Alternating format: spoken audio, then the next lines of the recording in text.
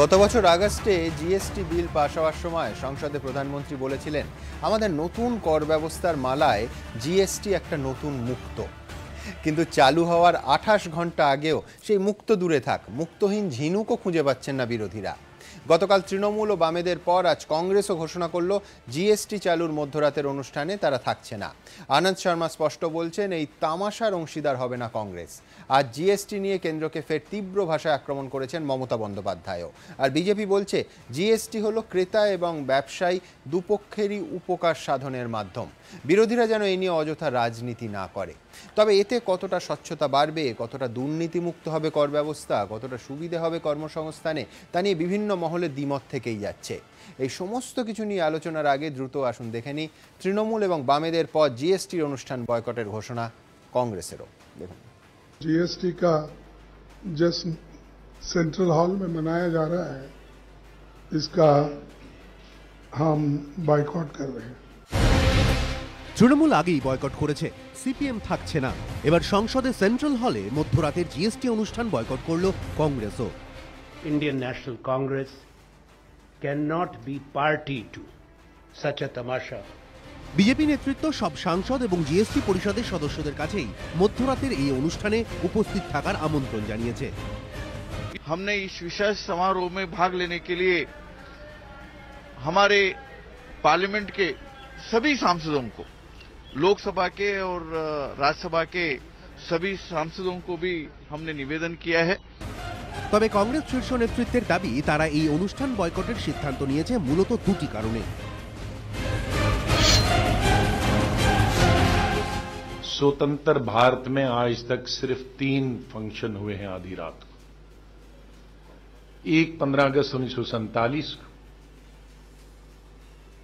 जब भारत आजाद हुआ, उसके बाद 1972 में जब उसी आजादी की सिल्वर जुबली बनाई गई, 1997 में जब भारत की आजादी की गोल्डन जुबली मनाई गई। शायद भारतीय जनता पार्टी के लिए 1947 कोई माने नहीं रखती होगी, 1972 कोई माने नहीं रखती होगी, क्योंकि भारत को आजाद कराने में उनका कोई हिस्सा ही नहीं रहा। देश में जो कुछ भी हो रहा है, निरंतर लगातार किसानों की दुर्दशा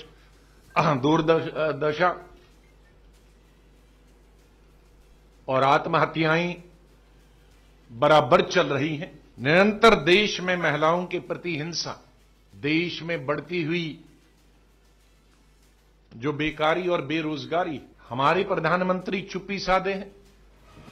একটি কর কার্যকর করা নিয়ে মোদী সরকারের মন্ত্রীরা যেরকম সমারোহের আয়োজন করছেন, তা নিয়েও কংগ্রেসের গলায় তীব্র কটাক্ষের সুর। वो हमेशा पब्लिसिटी के लिए मास्टर हैं, वो इस बार भी इस जीएसटी केस पे पब्लिसिटी करने के लिए वो कर रहे हैं। কিন্তু বিজেপি বারবার বলছে জিএসটি চালুর বিষয়ে রাজনৈতিক রং লাগানো উচিত নয়।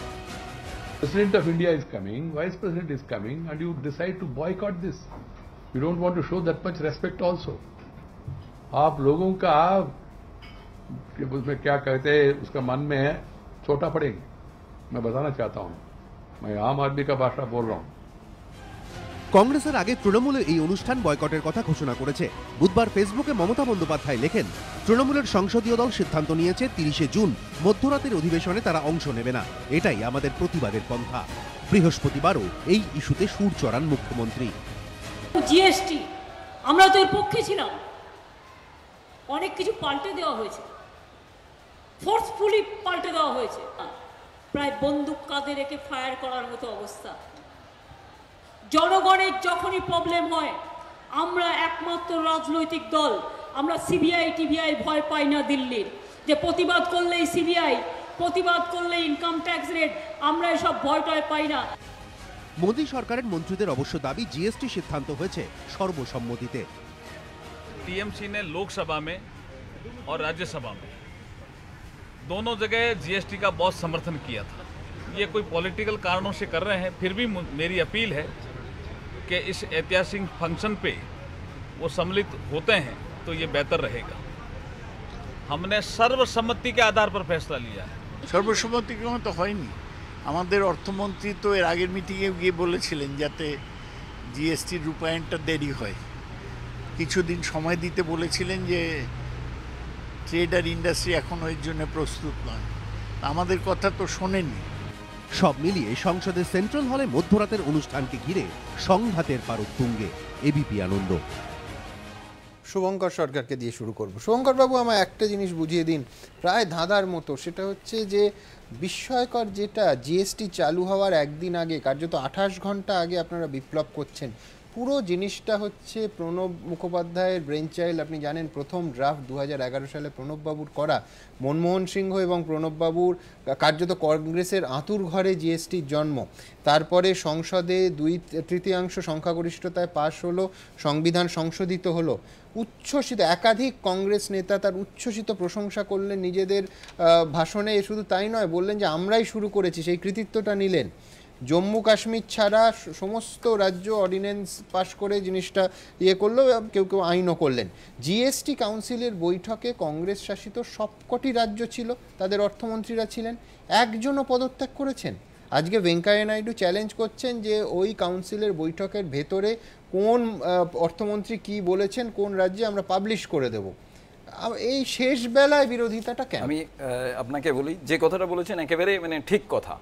সেটা হচ্ছে 2003 থেকে শুরু, এবং 2011 হচ্ছে 22শে মার্চ জিএসটি হচ্ছে পার্লামেন্টে বিল হিসাবে আসে, এবং প্রণববাবু 7 দিন পরে, এটা কনস্টিটিউশনাল ফরমেশন যখন হয়ে গেল, 7 দিন পরে দেখা গেল যে এটা স্ট্যান্ডিং কমিটিতে চলে যায়। স্ট্যান্ডিং কমিটিতে যাওয়ার পর 2.5 বছর, প্রথম 1 বছর পরে 1.5 বছর পরে ওরা মিটিং ডাকে, 2.5 বছর পরে রিপোর্ট প্রেস করে, এবং শুধু তাই নয়, তখন 2জন চিফ মিনিস্টার এটার বিরোধিতা করতে পুরো মাত্রায় করেছিল, মধ্যপ্রদেশের চিফ মিনিস্টার এবং গুজরাটের চিফ মিনিস্টার, আজকে যিনি ভারতবর্ষের প্রধানমন্ত্রী। এবং এই যে 10 বছর আটকে রাখলো, কারা আটকে রাখলো? তারপরেও আমরা মনে করি এটা একটা ঐতিহাসিক বিষয়, ওয়ান নেশন ওয়ান ট্যাক্স হওয়া উচিত, এবং এই মুহূর্তটা নিশ্চয়ই খুব গুরুত্ব সহকারে ভাবা উচিত। কিন্তু আজকে কোন পরিস্থিতিতে কংগ্রেস এটাকে বয়কট করছে? একমাত্র পরিস্থিতি যেখানে, কারণ একটা দেশ তো এগোবে।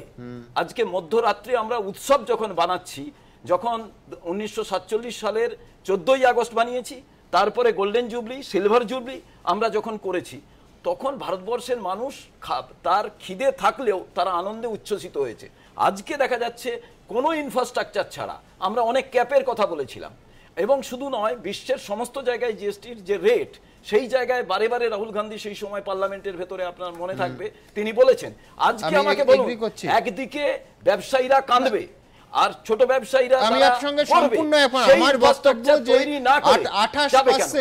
28% এটা মানলেন কেন? আমি বলছি কই একজন কংগ্রেসী অর্থমন্ত্রীও তো পদত্যাগ করলেন না। আপনাকে আজ একটা কথা বলি, কংগ্রেস বরাবর চেয়েছিল আলোচনার ভিত্তিতে হোক, পার্লামেন্টের ভেতরে আলোচনা হয়েছে, আমরা ল্যাক্সেস গুলো তুলে ধরেছিলাম, তারপরেও কিন্তু তোলা হয়নি। আজকের ভারতবর্ষের যিনি প্রধানমন্ত্রী, তিনি এটুকু বলছেন না যে ওয়ান নেশন ওয়ান ট্যাক্স।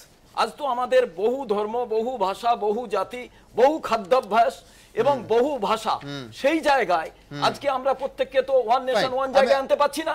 কিন্তু আমি সবথেকে গুরুত্বপূর্ণ একটা জায়গায় বলছি, সেটা হচ্ছে এই ভারতবর্ষের প্রধানমন্ত্রী, তিনি বলছেন 7,000 সংস্কার করেছি, তার মধ্যে জিএসটি একটা বিরাট বড় ভূমিকা। আজকে তাকে মনে করে দেওয়া প্রয়োজন যে এটা কংগ্রেসের আনা, আপনি বিরোধিতা করেছিলেন, তাই 3 বছর পিছিয়ে গেছে। রাজনীতি বড় বিচিত্র বস্তু, মানে উনি 10 বছর বলছেন, 7 বছর ধরে সুষমা স্বরাজ 1 পয়েন্ট এজেন্ডা ছিল জিএসটি অপোজ করা। একেবারে কংগ্রেসের আঁতুর ঘরে জিএসটির জন্ম, ওই প্রণববাবুর করা ড্রাফট, প্রণব মুখোপাধ্যায়ের মিলিত প্রচেষ্টা। আজকে আপনারা শাসকের আসনে হলে জিএসটির জন্য উৎসব করছেন, একটা ইভেন্ট, মেগা ইভেন্টের জন্ম দিয়েছেন, আর যাদের আঁতুর ঘরে জিএসটির জন্ম তারাই বয়কট করছেন। আসলে ওই তাদের অবস্থান ভুল ছিল, আপনাদের আগের অবস্থান তাই নিশ্চয়ই ভুল ছিল। না, আমি একটা কথা বলি, সময় বলবে কি ছিল, যে আমার ইউজেন বেয়ারের একটা কথাই বারবার মনে পড়ছে, good economics is a bad politics and bad economics is a good politics. আমি জানি না সেটা বিরোধী আসনে বসলে বিজেপিও মানে না, এটা মানে চ্যারিয়ট বিফোর দ্য হর্স, মানে এটা হবে না উল্টোটা হবে, এটা একটা বিষয়। কিন্তু আমার সত্যি আশ্চর্য লাগছে, 29টি রাজ্য, 7টি কেন্দ্রশাসিত অঞ্চল, 2/3 রাজ্যের প্রতিনিধি, তাদের অর্থমন্ত্রীরা, ও 1/3 কেন্দ্রের প্রতিনিধি এবং তার সঙ্গে অর্থমন্ত্রী, 75% সংখ্যাগরিষ্ঠতা, এখান মানে 51% নয় বা 50+1 নয়, আমি নিজে সেল ট্যাক্স অফিসে গিয়ে দেখেছি, আমি আমাদের যিনি ফাইন্যান্স মিনিস্টার তিনি ভালো বোঝেন কিনা, তার কারণ কোন ইনফ্রাস্ট্রাকচার রেডি হয় মানে এরকম এই কথাটা আমরা একটা জিনিস আমি একমত, সেটা হচ্ছে জিএসটি নেট তৈরি হয়নি এবং কোনো কিছু হয়নি। না না সেটা কি করব, আজকে একটা কথা আমি বলতে চাই যে এনএসডিএল তারা যে ফরম্যাটটা করেছে 2900 টাকায় সারা বছরে এটা আপলোড করা যাবে। এবং আমার কথা হচ্ছে যে যদি কোনো জিনিস বিভ্রান্ত হয়,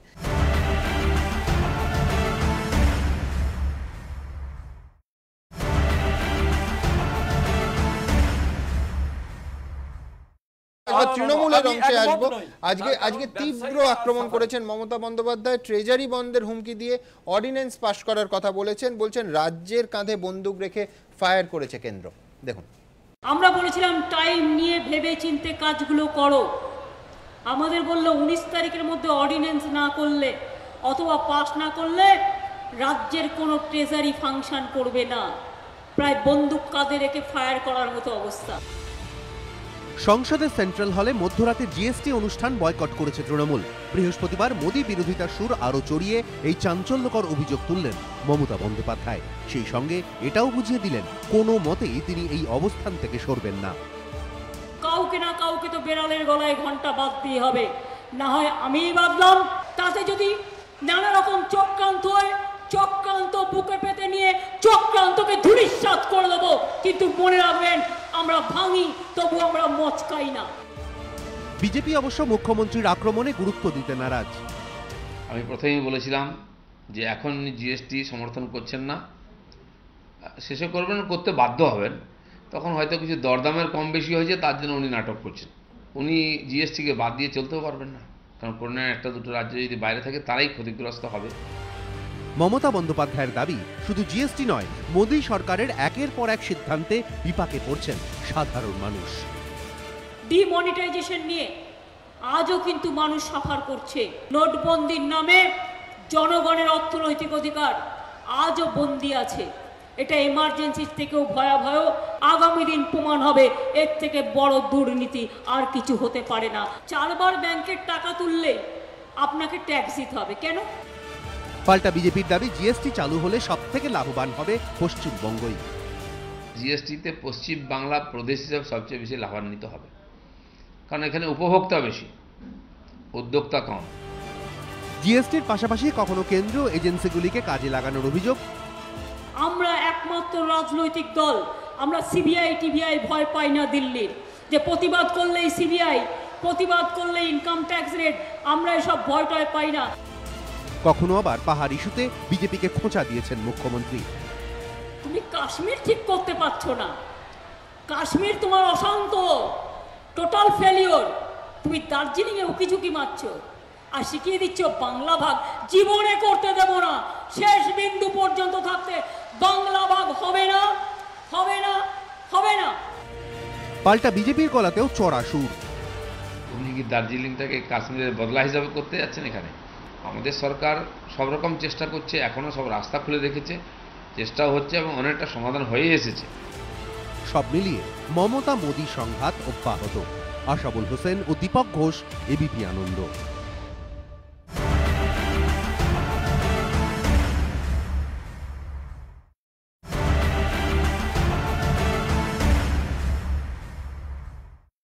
সোহনবাবু, কোথাও প্রশ্নটা কি এটাও যে সংসদে দাঁড়িয়ে মধ্যরাতের অনুষ্ঠান, সেই স্বাধীনতার সময় জওহরলাল নেহরুর ভাষণের মতো, আমি বলছি যে এটা চূড়ান্ত রাজনৈতিক ফায়দা, যেখানে বোঝানো হবে যে আরেকটা স্বাধীনতা, ভারতের আর্থিক মুক্তি, স্বাধীনতার সমতুল্য, এইটা বিরোধীদের পক্ষে মেনে নেওয়াটা একটা কঠিন বিষয়। দেখুন, একটা তো এই সরকারের তো এই প্রবণতাটা রয়েছে, ঢাক পিটিয়ে মানে যে কোনো কিছু সাফল্যটা নিজের দিকে নিয়ে আসা, এবং খুব স্বাভাবিকভাবে নোটবন্দির পর আরও দ্বিতীয় একটা প্রক্রিয়া খুব অতি সক্রিয়তার সঙ্গে চালু করতে যাচ্ছে বা স্বৈরতান্ত্রিক পদ্ধতিতে, সেটা হচ্ছে জিএসটি। জিএসটি নিয়ে এমনি ওভারঅল কোনো বিরোধ নেই, চালু নিয়ে কোনো বিরোধ নেই, যেটা হচ্ছে যে এখনো পর্যন্ত কোনো মানে ইনফ্রাস্ট্রাকচার তৈরি না করে তারা তাড়াহুড়ো করছে। দ্বিতীয়ত যে জিনিসটা আপনি দেখবেন যে ভারতবর্ষের এই সরকারটা প্রতিষ্ঠিত হওয়ার পর বারবার আমরা এই কথাটা বলেছি যে এই সরকারটা অতি সক্রিয় সরকার। সক্রিয় সরকার ভালো, কিন্তু সরকার যদি অতি সক্রিয় হয়ে যায় তাহলে খুব স্বাভাবিকভাবে সেই অতি সক্রিয়তার সূত্র ধরে মানুষের ওপর যে চাপ, মানুষের ওপর যে অত্যাচার সেটা ক্রমশ বাড়ে। আমরা গোরক্ষক থেকে শুরু করে একাধিক ইনসিডেন্টে এবং নোটবন্দির সময়ও দেখেছি যে 150 মানুষ মারা গেছে, প্রধানমন্ত্রী একটা বিবৃতি পর্যন্ত সেখানে দেয়নি। তার দ্বিতীয়ত যেটা গুরুত্বপূর্ণ সেটা হচ্ছে যে ক্ষুদ্র মাঝারি শিল্প। ভারতবর্ষের অর্থনীতির ব্যাকবোন যেটা, ভারতবর্ষের 80% কর্মসংস্থান হয় ক্ষুদ্র মাঝারি শিল্পে, এবং ভারতবর্ষের জিডিপির 40% ওই ক্ষুদ্র মাঝারি শিল্প থেকে আসে। এবং সব থেকে কনফিউশন যদি বলেন এই মুহূর্তে জিডিপি নিয়ে, মানে জিএসটি নিয়ে সব থেকে কনফিউশন হচ্ছে ক্ষুদ্র মাঝারি শিল্পে। তাহলে এই যে জায়গাগুলোতে হস্তক্ষেপ করা হচ্ছে, এর মধ্যে দিয়ে কিন্তু এই সরকারের স্বৈরতান্ত্রিক মানসিকতার প্রকাশ হচ্ছে। অর্থাৎ যে কোনোভাবে নরেন্দ্র মোদীকে সামনে রেখে ভারতবর্ষের সমস্ত কৃতিত্বটাকে তাকে দিয়ে যাতে আত্মীকরণ করানো যায়, সবটাই নরেন্দ্র মোদী সরকার করেছে। এটা তো আমরা জানি। আমি সাধারণ মানুষের প্রেক্ষিতে আসবো। সুমন বাবু যে প্রশ্নগুলো তুলছে, এক হচ্ছে জিএসটি লাগু হলে কেন্দ্রের যে দাবি স্বচ্ছতা বাড়বে, কর্মসংস্থান বাড়বে, ব্যবসায়ী মহলের একাংশের অভিযোগ সেটা সম্ভব নয়। কেন তারা বলছেন? পাল্টা যুক্তিটা কি দেখাবো। इस देश में फॉर्मल सेक्टर जो है उसमें जॉब ग्रोथ एक सीमा तक होती है, लेकिन फॉर्मल सेक्टर के बाहर बहुत बड़ी जॉब ग्रोथ होती है। জিএসটির পক্ষে সওয়াল করতে গিয়ে এমনটাই দাবি করেছেন কেন্দ্রীয় অর্থমন্ত্রী। তার দাবি, এই নতুন ব্যবস্থা কার্যকর হলে দেশে কর্মসংস্থান বাড়বে। তবে বস্ত্র ব্যবসায়ীরা এই দাবির সঙ্গে একমত হতে পারছেন না। তাদের দাবি, এর ফলে কর্মসংস্থান বাড়া তো দূরের কথা, উল্টে অনেকে কাজ হারাতে পারেন।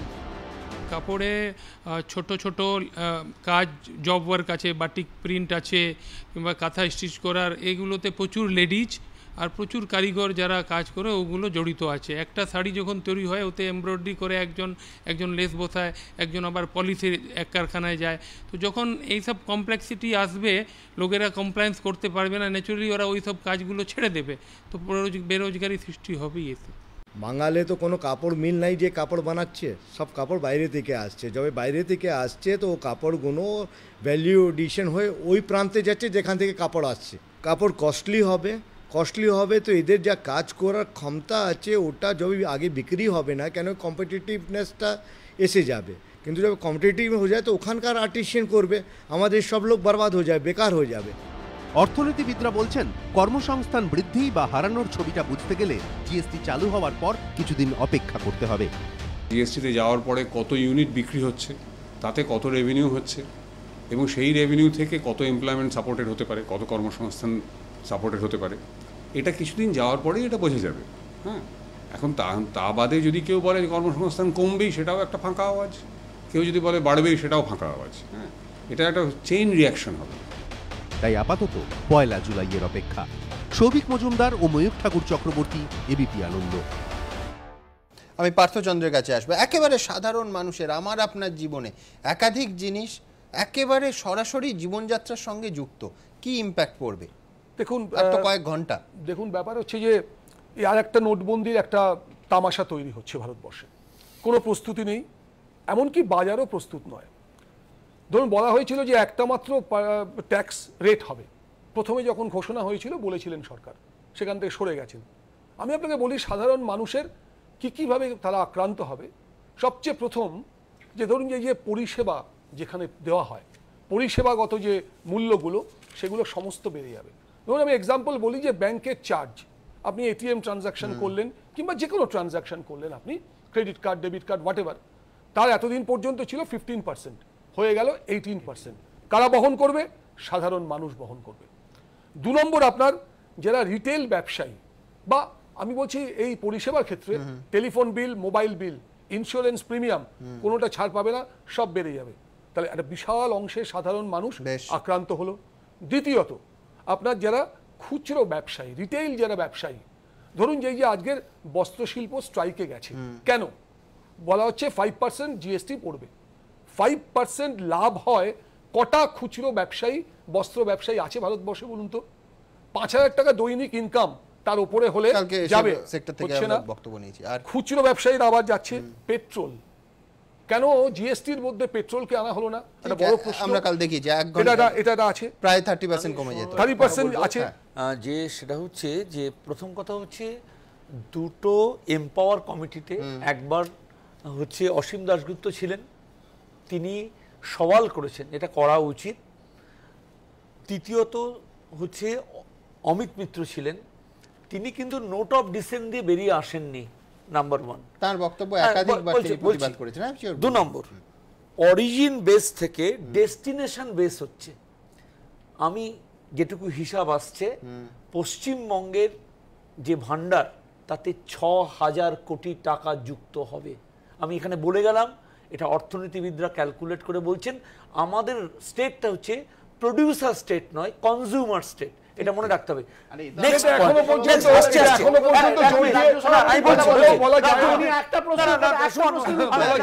আপনার ইনফ্রাস্ট্রাকচারটা রেডি কিনা, ইনফ্রাস্ট্রাকচার আপনি সুরাটের কথা বলছেন, ভ্যাট চালু হয়েছে যেভাবে সেখানে বন্ধ করতে, তার কথাও তো আপনার উল্লেখ করা দরকার হলে তাকে কিন্তু 5% এই তার যে কেন্দ্রীয় শুল্ক এবং যে তাতে 6-8% দিতে হতো, সেখানে 5% হচ্ছে। আমি সব বললাম, মানে তাহলে এবং সুরাট কেন ধর্মঘট ডাকছে, সুরাটে ধর্মঘট কেন? আমি বলছি এটা ক্ষতিগ্রস্ত হবে, কনজিউমার স্টেট লাভবান হবে। এত সমালোচনার উল্টো কেন্দ্র সরকারের তরফ থেকে ঠিক কি কি যুক্তি দেয়া হচ্ছে?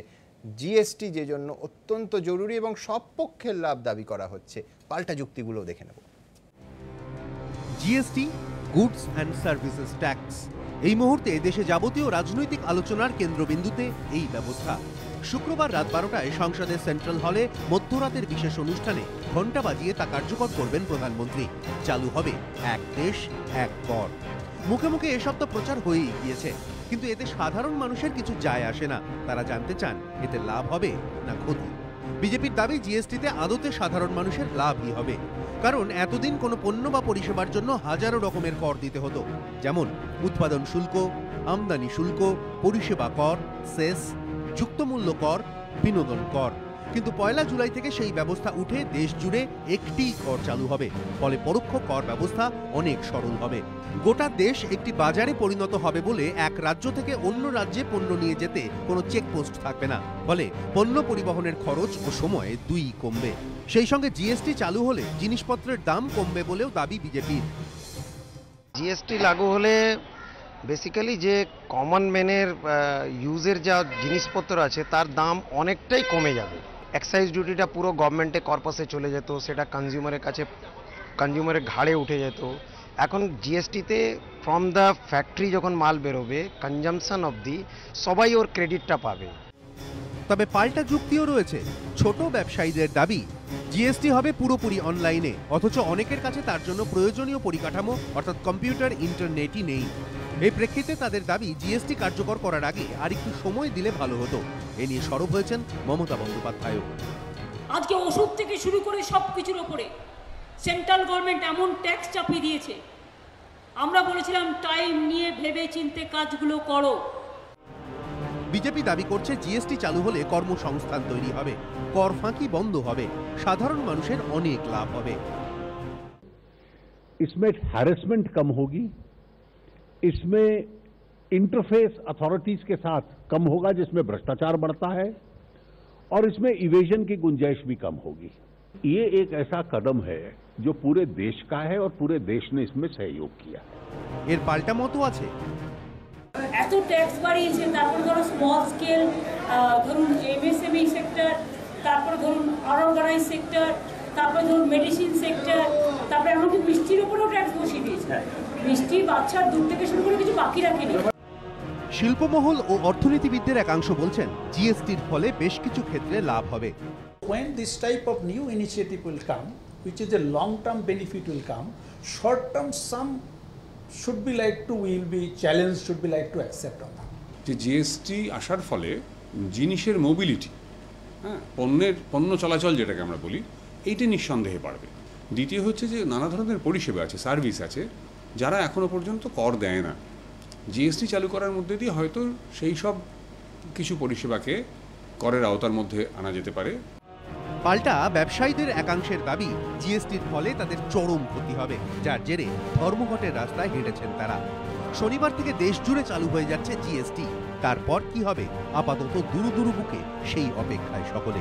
দীপক ঘোষ, আশাবুল হোসেন ও সমিত সেনগুপ্ত, এবিপি আনন্দ।